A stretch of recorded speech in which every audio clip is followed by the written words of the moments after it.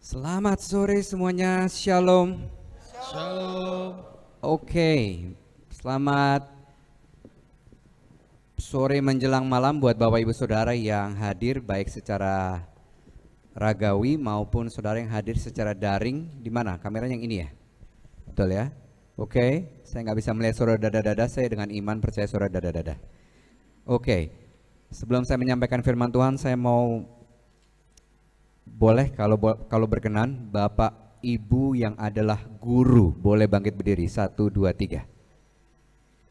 Kita berikan tepuk tangan apresiasi buat para pahlawan tanpa tanda jasa. Silakan duduk kembali Bapak Ibu Saudara. Yang kedua juga buat para panitia, boleh bangkit berdiri, kita berikan apresiasi buat mereka semua. Boleh? Oke. Thank you, silakan duduk. Dan yang terakhir buat Tuhan kita Yesus Kristus yang hari ini kita peringati kelahirannya. Amin. Tuhan, kami dengar firman-Mu. Firman-Mu adalah pelita buat kaki kami dan terang buat jalan kami. Ini bukan sekedar tradisi, rutinitas agamawi kami merayakan Natal.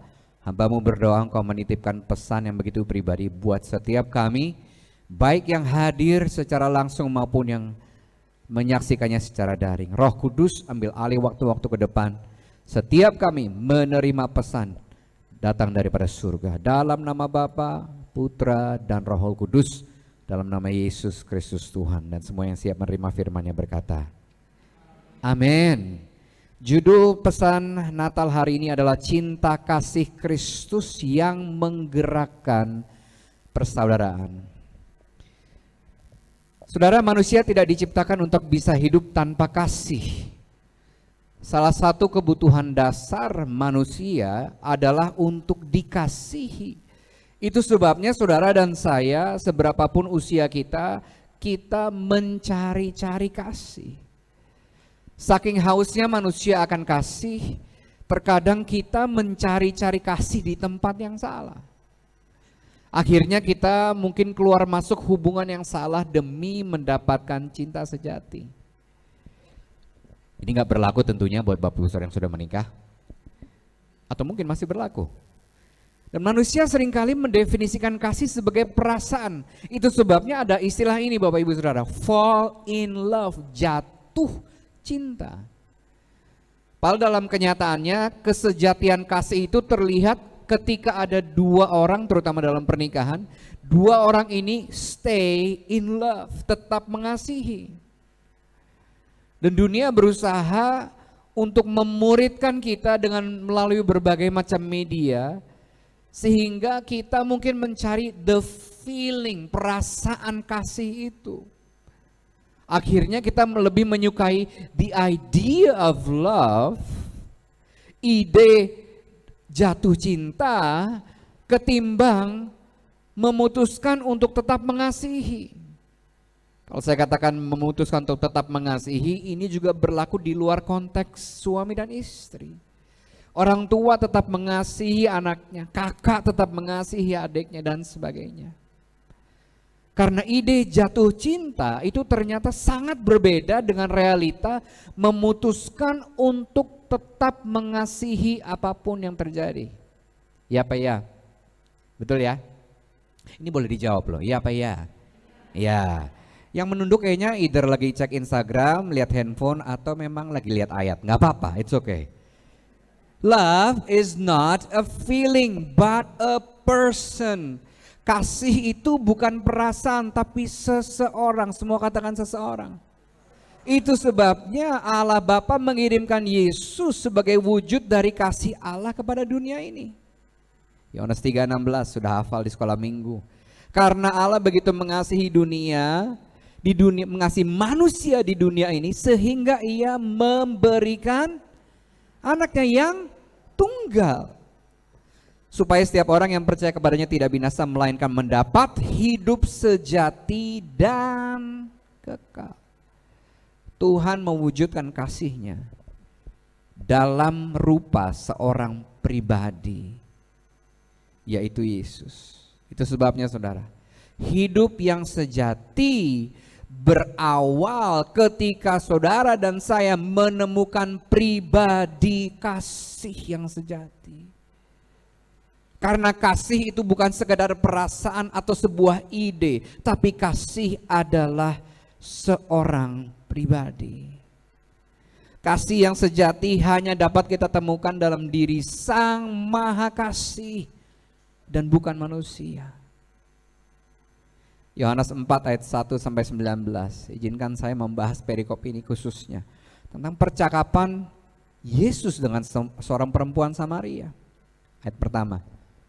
Ketika Tuhan Yesus mengetahui bahwa orang-orang Farisi telah mendengar bahwa ia memperoleh dan membaptis murid lebih banyak dari Yohanes, meskipun Yesus sendiri tidak membaptis melainkan murid-muridnya, ia pun meninggalkan Yudea dan kembali ke Galilea. Perhatikan rutenya, dari Yudea ke Galilea. Ia harus melintasi daerah Samaria. Ada apa dengan Samaria? Kenapa dia harus lewat situ?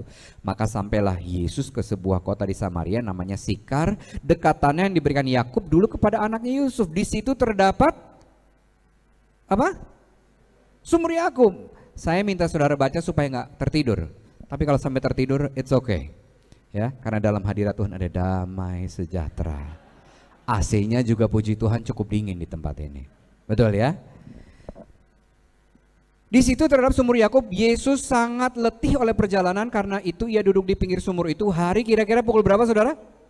12. Maka datang seorang perempuan Samaria hendak ngapain? Selfie di pinggir sumur, enggak, menimba air.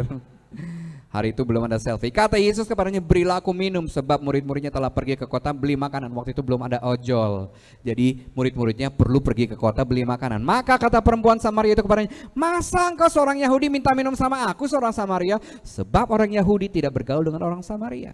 Jawab Yesus kepadanya, jikalau engkau tahu tentang karunia Allah dan siapakah dia yang berkata kepadamu, berilah aku minum, niscaya engkau telah meminta kepadanya dan ia telah memberikan kepadamu air hidup. Kata perempuan itu kepadanya, Tuhan, engkau nggak punya timba, sumur ini dalam, dari mana kamu memperoleh air hidup itu?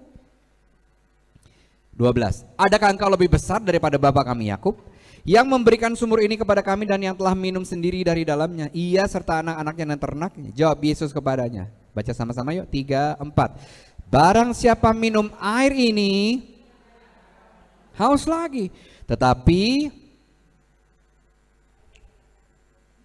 barang siapa minum air yang akan kuberikan kepadanya, ia tidak akan haus sampai kapan?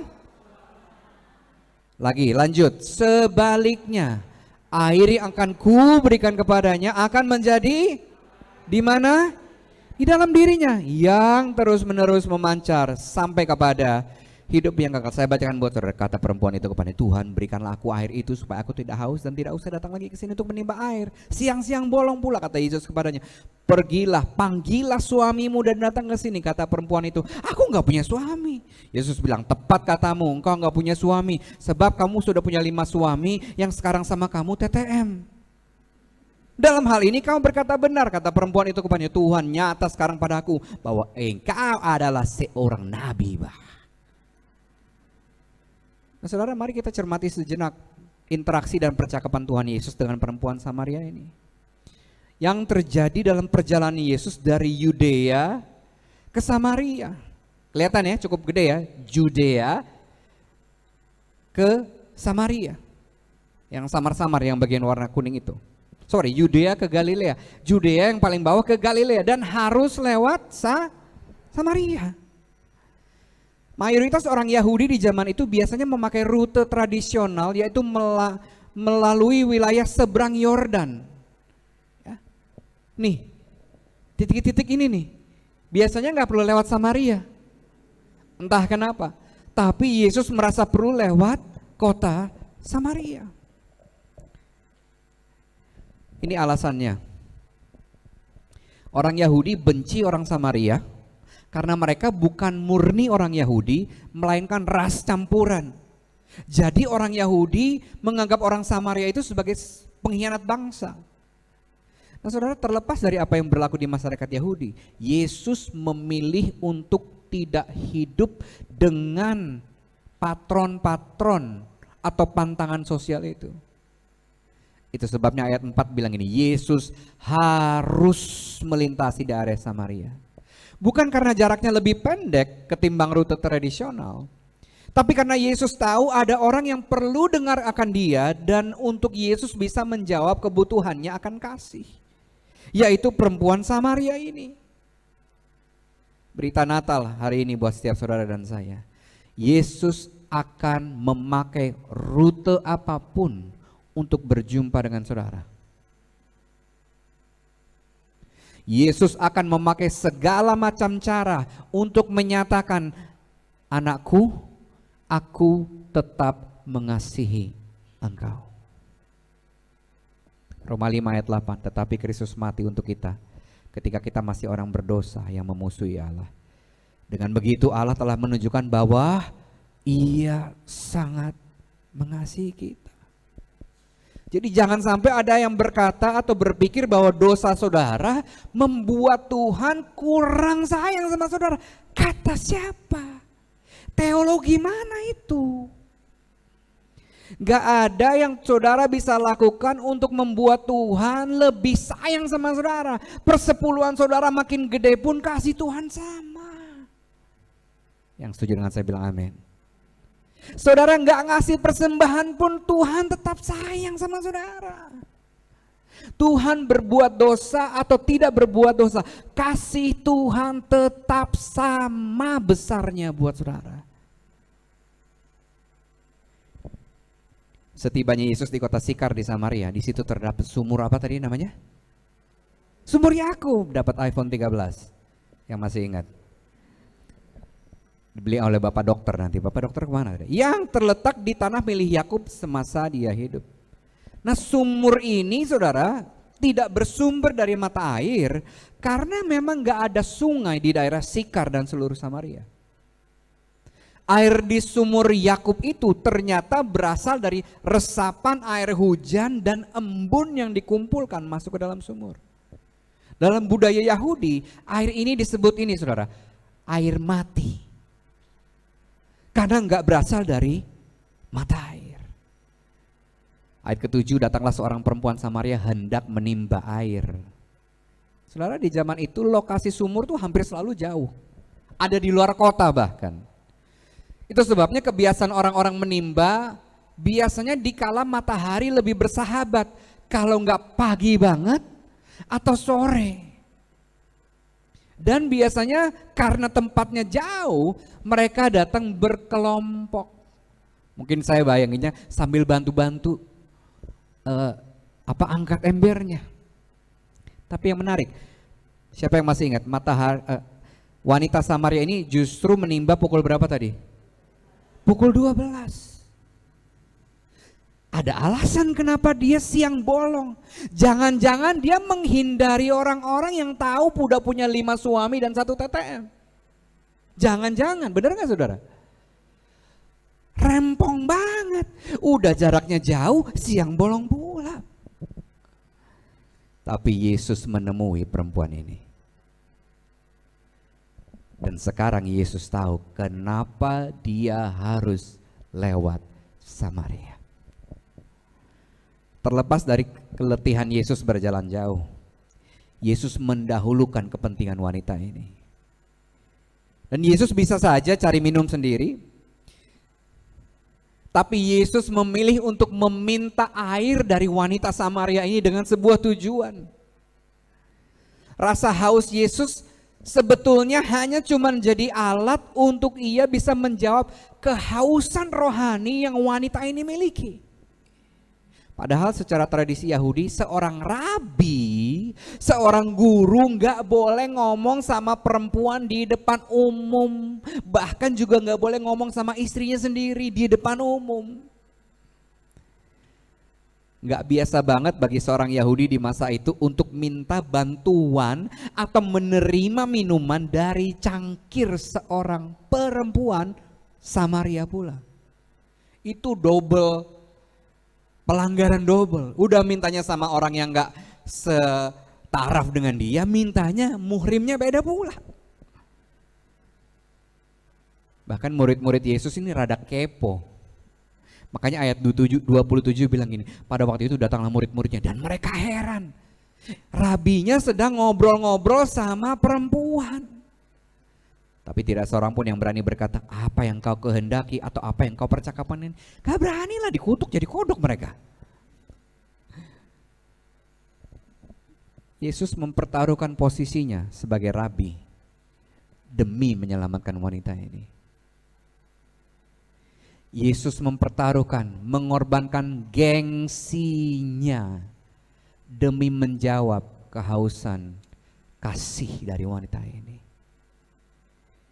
Sekali lagi saya akan katakan, Yesus akan memakai segala macam cara untuk menyatakan kasih-Nya yang kekal dan sejati buat setiap saudara dan saya. Yesus menawarkan air hidup kepada wanita Samaria ini. Tapi wanita ini salah ngerti. #gagal paham. Dia pikir Yesus menawarkan air hidup secara fisik, mungkin diambil dari sumur. Dalam budaya Yahudi, kata air hidup mengacu kepada air yang bergerak. Seperti sungai, mata air, dan air hujan. Air ini sangat berharga karena memang segar, datang langsung dari Tuhan. Itu sebabnya waktu wanita ini bingung waktu Yesus menawarkan air hidup kepadanya. Siapa dia berani-berani nawarkan air hidup? Dia malah lebih membahas tentang sumurnya ketimbang menikmati hadirat Yesus. Mau ngambil pakai apa? Sembari dia berpikir, gimana Yesus bisa nimba air kalau nggak punya alatnya? Apa dia lebih sakti daripada Yakub? Karena kalau Yakub aja harus menggali sumur, bagaimana Yesus bisa menawarkan sebuah air yang lebih tinggi kualitasnya? Padahal yang Yesus maksudkan adalah air hidup secara rohani, bukan secara harafiah. Itu sebabnya ayat 14, 13 dan 14 jawab Yesus kepadanya, barang siapa minum air ini, air mati tadi, yang gak berasal daripada Tuhan, bisa haus lagi. Gambarannya orang yang mencari kasih di tempat-tempat yang salah. Tetapi barang siapa minum air yang ku berikan kepadanya, ia tidak akan haus untuk selama-lamanya. Sebaliknya, kalau saudara dan saya minum air dari sumbernya, air itu tiba-tiba jadi mata air di dalam hidup saudara. Nggak hanya saudara nggak mencari air mati lagi, karena saudara minum air hidup itu menghidupkan roh saudara, hati saudara, saudara tiba-tiba jadi mata air buat sekeliling saudara. Senang banget punya suami, istri, papa, mama, kakak, adik, teman, pemimpin, sahabat yang minum dari sumur yang benar. Lucy, kalau lu janji berubah, gue ngampunin lu. #salah minum nih orang. Say, udah centang 2 warna biru gak dibalas. Say. Salah minum dia. Halo. Pendeta saya pak, kalau disalamin gak pernah senyum. Salah minum air dia, yang menuntut pendeta itu kayak Tuhan. Halo, orang yang minum air dari sumur yang tepat, tandanya ini, dia nggak akan menuntut orang lain untuk melakukan apa yang diharapkan orang lain lakukan.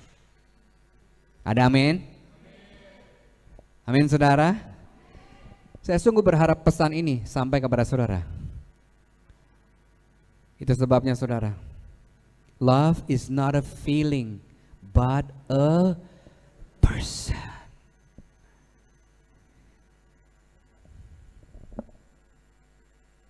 Bagi itu kita yang sudah mengenal dan mengalami Yesus, mengalami kasih Tuhan dalam hidup kita, inilah peringatan Tuhan kepada kita semua. 1 Yohanes 4 ayat 7-12. Saudara-saudaraku yang kekasih, marilah kita saling mengasihi, sebab kasih itu berasal dari Allah. Dan setiap orang yang mengasihi lahir dari Allah dan mengenal Allah. Baca sama-sama 3, 4. Barang siapa tidak mengasihi, ia tidak mengenal Allah, sebab Allah adalah.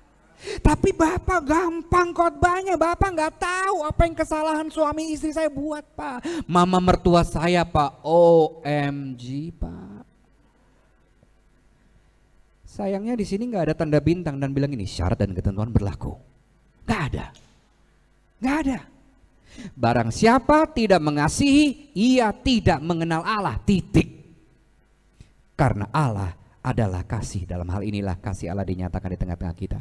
Bahwa Allah telah mengutus anaknya yang tunggal ke dalam dunia supaya kita hidup olehnya. Inilah kasih itu, bukan kita yang mengasihi Tuhan, tapi Tuhan yang mengasihi kita dan telah mengutus anaknya sebagai pendamaian bagi dosa-dosa saudara dan saya. Saudaraku yang kekasih, jikalau Allah sedemikian mengasihi kita, maka bolehlah. Gak ada yang baca ya? Atau gak kelihatan? Boleh atau harus? Harus. Mengasihi itu kudu, hukumnya kudu. Halo? Harus. Tidak ada seorang pun yang pernah melihat Allah. Jika kita saling mengasihi, apa yang terjadi? Allah tetap dalam kita dan kasihnya sempurna dalam kita. Tetap pilih untuk mengasihi meskipun gak ada jaminan suamimu berubah. Tetap pilih untuk mengampuni meskipun gak ada jaminan orang yang kau ampuni tidak akan berbuat kesalahan yang sama lagi. Barang siapa tidak mengasihi, dia cuma Kristen KTP. Ngakunya Kristen, tapi memilih untuk tidak mengasihi. Tuhan bilang pret, gak bisa. Bahkan orang Kristen dikenal dengan kasihnya. Diam sekali, ini antara terkena, mengena atau memang udah gak sabar sama door prize. Biasanya kan ada door prize ya, tapi enggak, karena saudara menyimak, saudara mengizinkan Roh Kudus. Iya, tampar saya Roh Kudus, tampar saya lagi. 1 Petrus 1 ayat 20-23 menjadi tema kita hari ini. Baca sama-sama yuk. 3, 4. Karena kamu telah menyucikan dirimu oleh ketaatan kepada kebenaran, sehingga kamu dapat mengamalkan kasih persaudaraan yang tulus ikhlas. Hendaklah kamu bersungguh-sungguh saling mengasihi dengan segenap hatimu, karena kamu bukan dari benih fana, tapi dari benih yang oleh firman Allah yang hidup. Dan saudara, menurut ayat ini, hidup kudus itu enggak lengkap tanpa disertai dengan kasih. Kadang-kadang orang yang merasa betul benar sendiri, merasa lebih kudus dari yang lain, lihatnya dari mana? Gampang mengasihi orang atau enggak. Bukan dari pendidikan teologinya, bukan dari seberapa dia lebih tua, lebih muda, lebih canggih, lebih kaya, lebih bisa bahasa Inggris. Gak ada hubungannya. Hidup kudus tidak lengkap tanpa disertai dengan kasih persaudaraan. Ayat yang sama dari firman Allah yang hidup. Sekarang saudara dapat memiliki kasih. Semua bilang dapat. Memiliki kasih sejati terhadap setiap orang. Sebab pada waktu saudara percaya bahwa Kristus menyelamatkan saudara, jiwa saudara telah dibersihkan dari sifat-sifat egois, mementingkan diri sendiri dan dari apa? Kebencian. Jadi setiap orang, saya udah di CD Pak, saya udah dibaptis Islam. Di momen itulah kamu bebas dari kebencian. Ada amin?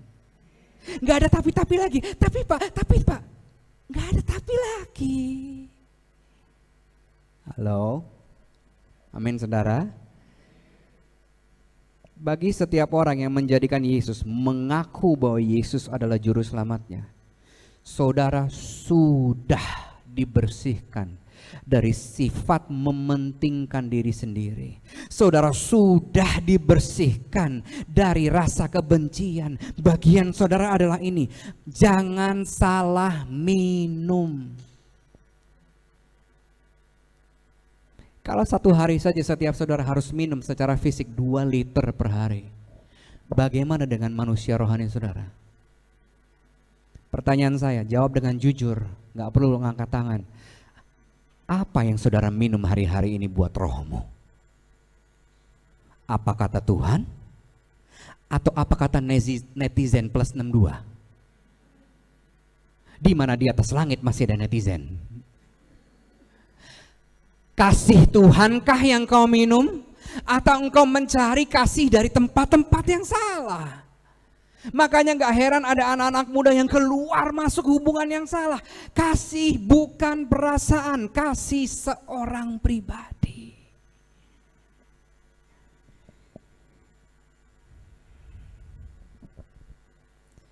Ayat yang sama dari terjemahan yang lainnya. Ketika kita dengan pertolongan Roh Kudus menyerahkan diri untuk mengikuti ajaran yang benar, kita dibersihkan dari dosa-dosa kita. Hal itu memampukan kita untuk mengasihi saudara-saudara seiman dengan tulus. Karena itu marilah kita saling mengasihi dengan sungguh-sungguh, dengan sepenuh hati.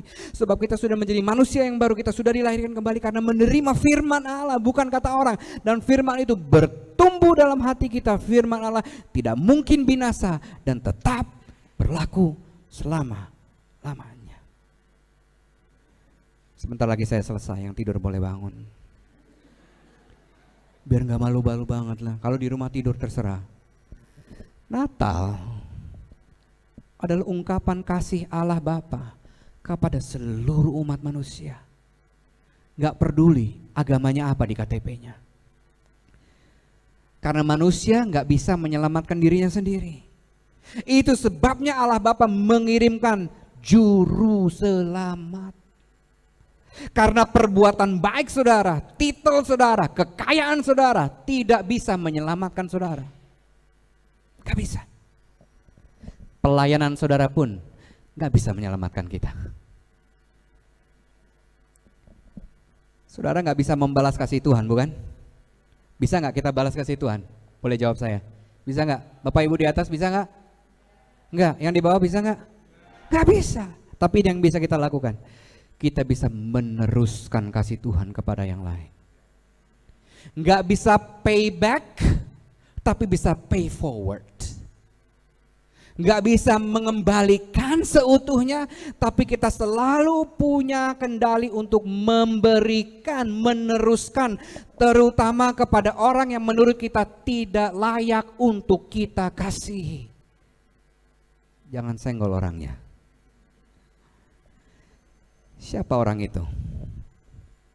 Saya mau pesan Natal malam hari ini. Saudara mengingat siapa orang yang sampai sekarang saudara masih hitung-hitung kesalahannya.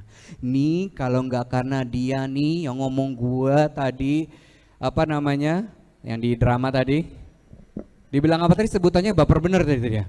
Hah? Kalau nggak dia ngomong gitu, gua nggak akan di tempat ini. Kalau dia nggak mutusin gua dan dia nggak menikahi sahabat gua nggak akan nyesel. Gua nggak akan seperti ini. Kalau dia nggak menikah sama anak saya, hidup saya nggak akan sesengsara saya ini. Siapa orangnya? Kesejatian kekristenan saudara dan saya akan sangat terlihat dari mengasihi yang tidak layak untuk kita kasih. Itu sebabnya salah satu ayat tadi kita dengar. Saudara dikasihi oleh Sang Juru Selamat bahkan waktu saudara masih berdosa. Termasuk saat ini, termasuk yang ngomong saat ini. Bagaimana cara, perilaku-perilaku seperti apa yang kita lakukan dalam meneruskan kasih ini? Saya senang kalau ada yang nanya meskipun gak ada yang nanya. Ayat saya yang terakhir. Baca yuk. 1, 2, 3. Orang yang mengasihi orang-orang lain sabar dan baik hati. Ia tidak meluap dengan kecemburuan, tidak membual, tidak sombong, tidak angkuh, tidak kasar, tidak memaksa orang lain untuk mengikuti kemauannya sendiri. Tidak juga cepat dan tidak. Orang yang mengasihi orang-orang lain, lanjut, tidak senang dengan kejahatan. Ia hanya senang dengan kebaikan. Yang kencang, ia tahan menghadapi semua orang. Benar gak sih? Segala sesuatu termasuk semua orang. Dan mau percaya akan yang terbaik pada setiap orang. Dalam keadaan yang bagaimanapun juga, orang yang mengasihi itu tidak pernah hilang harapannya. Dan sabar menunggu segala sesuatu. Itu perilaku-perilaku kita meneruskan kasih Tuhan. Dan wujud kasih terbaik saudara kepada orang lain kalau kita bicara tentang Natal, itu bukan kado, bukan hadiah. Tetapi kasih yang diwujudkan lewat sikap dan perilaku kita. Kenapa sih kita perlu melakukan itu semua? Kenapa nggak saya balas aja Pak, setimpal dengan apa yang dia lakukan sama saya? Oh bisa, nggak apa-apa. Tuhan juga nggak akan kurang kasihnya kalau saudara balas orang itu kok. Percayalah. Tapi saya kasih tahu alasannya kenapa. Ayat selanjutnya. Tidak pernah akan ada saat di mana orang tidak perlu saling mengasihi. Terjemahan bahasa Inggrisnya lebih tepat. Bahasa Inggris tuh kalau diterjemahin ke bahasa Indonesia bisa berkalimat-kalimat gitu ya, berkata-kata gitu. Tapi terjemahan bahasa Inggris cuma 3 kata. Love never fails. Apa? Love never fails. Kasih nggak bisa gagal. Balas dengan ego, ego pasti gagal. Kenapa kasih nggak pernah gagal saudara? Karena Tuhan adalah kasih. Itu sebabnya setiap orang yang punya kasih, pribadi kasih yaitu Tuhan dalam dirinya, dia diberi kemampuan untuk mengasihi. Setiap kali saudara memilih untuk mengasihi, satu surga back you up. Ada seorang istri nih yang lagi bergumul untuk mengampuni suaminya karena punya banyak will. Tapi dia memilih untuk mengampuni. Malaikat, Roh Kudus, bantu dia. Halo. Saudara nggak perlu bilang gini. Tapi aku masih ingat persis Pak kejadiannya. Tuhan nggak minta kita juga jadi amnesia Bapak Ibu. Kalau kamu amnesia baru kamu ampuni, enggak. Ampuni saja, maka nanti Tuhan yang membantu kita untuk melupakan bukan kejadiannya, tapi rasa sakitnya. Kalau perlu ucapkan nama orang ini dalam doa saudara malam hari ini. Tuhan, aku ampuni dia. Aku lepaskan pengampunan dalam nama Yesus. Berkati dia Tuhan. Lihat yang terjadi. Waktu saudara lihat namanya lagi, ketemu mungkin di pasar, hati saudara nggak terlalu bergejolak lagi. Yang dulunya, ini nih, neraka lo, neraka. Saudara mulai paling tidak mulut kita bisa nggak ngomong apa-apa. God bless you. Kasih tidak bisa gagal karena Tuhan adalah kasih. Itu sebabnya kasih kita yang tanpa syarat kepada orang lain yang kita teruskan kasih Tuhan tidak akan pernah gagal. Tuhan, hamba-Mu berhenti sampai pada saat ini. Tapi firman-Mu tidak terbatas oleh ruang dan waktu. Aku berdoa setiap benih yang sudah kami terima akan bertumbuh, berakar, bertumbuh dan bahkan berbuah lebat. Kami terima pesan-Mu Tuhan, bahwa Engkau memampukan kami untuk mengasihi orang lain. Itu sebabnya kami mau memilih untuk tidak lagi minum dari sumur yang salah. Dan Engkau memberikan pribadi Roh Kudus, di mana Engkau berkata, barang siapa minum air yang kuberikan kepadanya, ia tidak akan haus untuk selama-lamanya. Sebaliknya air ini akan menjadi mata air di dalam dirinya, yang terus menerus memancar sampai kepada hidup yang kekal. Terjadilah itu dalam diri kami. Dalam nama Bapa, Anak dan Roh Kudus. Dalam nama Yesus Kristus Tuhan. Amin.